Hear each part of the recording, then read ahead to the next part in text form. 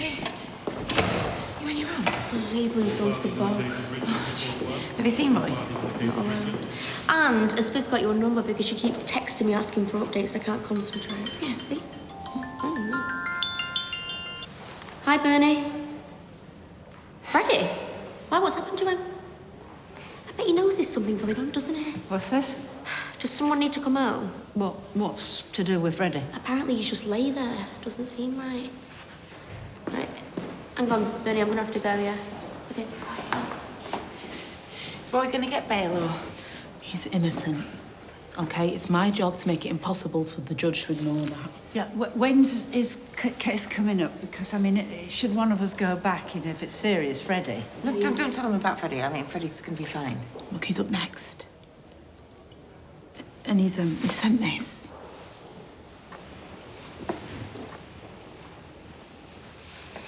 Can you tell him that Bernie's made the veg chili for his tea, the special? Of course. You all right? Yes. Yes, go. No. I mean, last time he sent us letters, it was because he wanted to know, us to know how he felt, right? Because he thought he was going to die. Given a perp, hasn't he? I fear it has been my naivety, perhaps, and my arrogance, to assume that being innocent, being underlined, means one will be seen to be innocent. I have been unkind to people who have counselled me against certain actions. Nina, Carla, for this I apologise. Evelyn. I wish you to know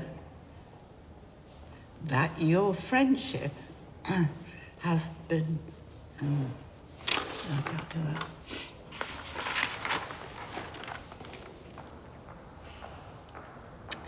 The word that comes to mind is, essential. For my lack of appreciation and my ingratitude, I am truly sorry. Dee-Dee informs me that I should stop writing now. Yours, Roy. Calling on the case of Royston Cropper. You know, somebody should go and check on that dog, Fred, if you know, for just at least for Roy. I'll go.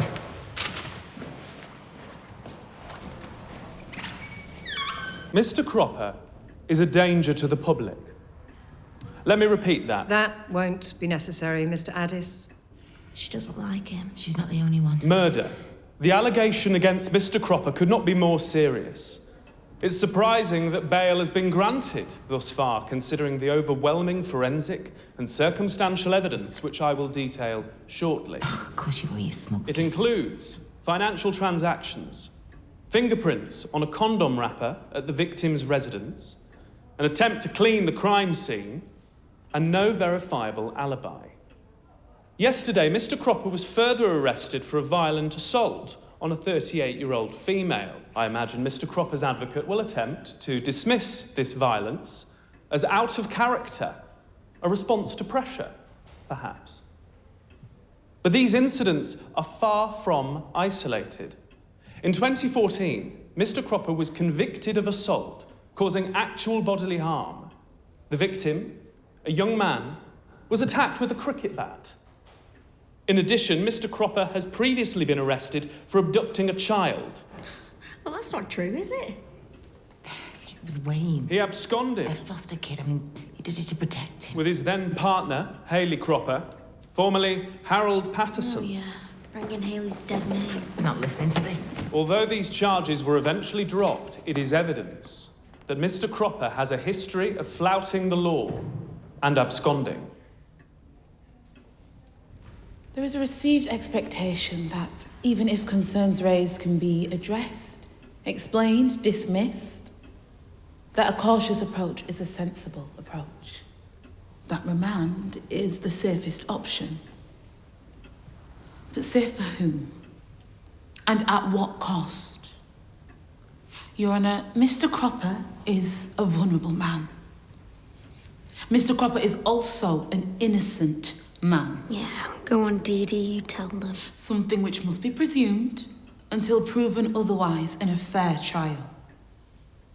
I can attest that this innocent man has undergone terrible abuse, both in person and online.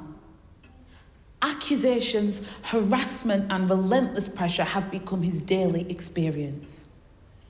He's endured slander, betrayal, and extreme provocation. I've collated in the documents provided evidence of the terrible online aggression targeting Mr. Cropper, as well as statements regarding the in-person abuse he has endured. Let us not compound these cruelties by sending him to prison without trial, the impact of which on Mr. Cropper's already fragile mental health cannot, should not be taken lightly. Place whatever restrictions on his movements yourself and the police see fit, Your Honour. But I strongly urge you to come to the only just decision. Let his innocence be tried in court fairly and properly. But until then, let us not add to his torment. Grant him bail. Mr. Cropper, please stand. I have listened with care to both representations. Dee-Dee, darling. She's got to have... I have considered your recent and also your past behaviour and the well-being concerns raised by your counsel. I have come to my decision. Mr. Cropper, I cannot be confident that if released you will not commit further offences or cause harm to others. Therefore, bail is refused. You shall appear in this court again on a date to be determined. Until then, you shall be remanded in custody. Take him down. No. Roy, she's incompetent. How can it be to get an innocent man bailed? Roy. This is so unfair.